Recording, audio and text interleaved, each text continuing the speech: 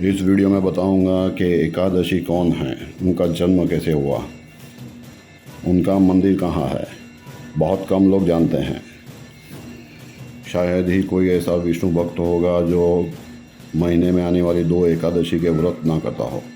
स्कंद पुराण के चतुर्मास खंड में वर्णन है इस मंदिर का और इस कथा का। बहुत कम वीडियो हैं यूट्यूब और फेसबुक के इसके ऊपर। भगवान कृष्ण ने युधिष्ठिर को पूछने पर यह कथा सुनाई थी। भगवान विष्णु भी करते थे एकादशी का व्रत और लक्ष्मी जी से भी करवाते थे एकादशी का व्रत। भगवान कृष्ण भी सुभद्रा जी से, अपनी बहन सुभद्रा से एकादशी का व्रत करवाते थे। ये तो धरती पर सिर्फ मुझ जैसे ही कुछ महापुरुष हैं जो इतनी महिमा जानकर भी एकादशी का व्रत नहीं करते। तो चलते हैं उस मंदिर में जहाँ पर एकादशी जी उत्पन्न हुई थी, यानी प्रकट हुई थी। इसीलिए 24 एकादशियों में से एक एकादशी का नाम उत्पन्ना एकादशी भी है।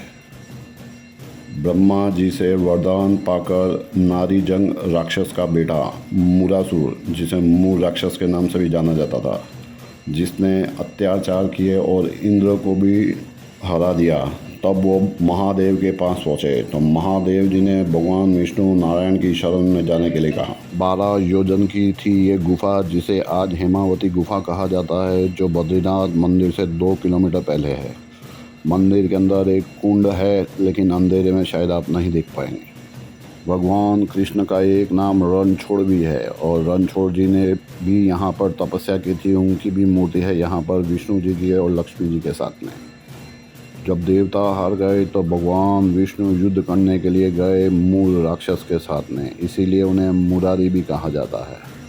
लेकिन भगवान विष्णु भी मूल राक्षस से लड़ते लड़ते थक गए और इसी गुफा में आकर सो रहे थे। जब मूल राक्षस को मालूम पड़ा कि भगवान विष्णु सोए हैं तो इसी गुफा में मारने के लिए यहाँ पर पहुँचा।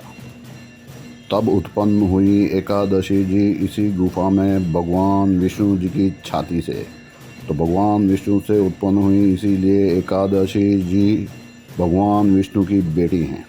तो बेटी के कन्यादान के समय भगवान विष्णु ने वरदान दिया था कि जो भी भक्त भगवान विष्णु का होगा वही भक्त होगा एकादशी जी का भी, और जो भी एकादशी के व्रत रखेगा उसे मृत्यु के बाद सद्गति मिलेगी।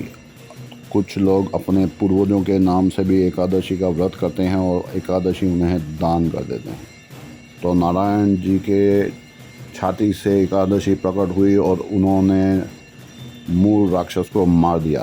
उस मूल राक्षस को जिसे भगवान विष्णु भी नहीं मार पा रहे थे। एकादशी के दिन उपवास करना चाहिए, लेकिन अगर सिर्फ चावलों का भी त्याग कर दें तो 25% पुण्य मिल जाता है। और एकादशी के दिन चावल खाने वाले को जितने चावल के दाने खाए हैं उतनी जीव हत्या का पाप लगता है।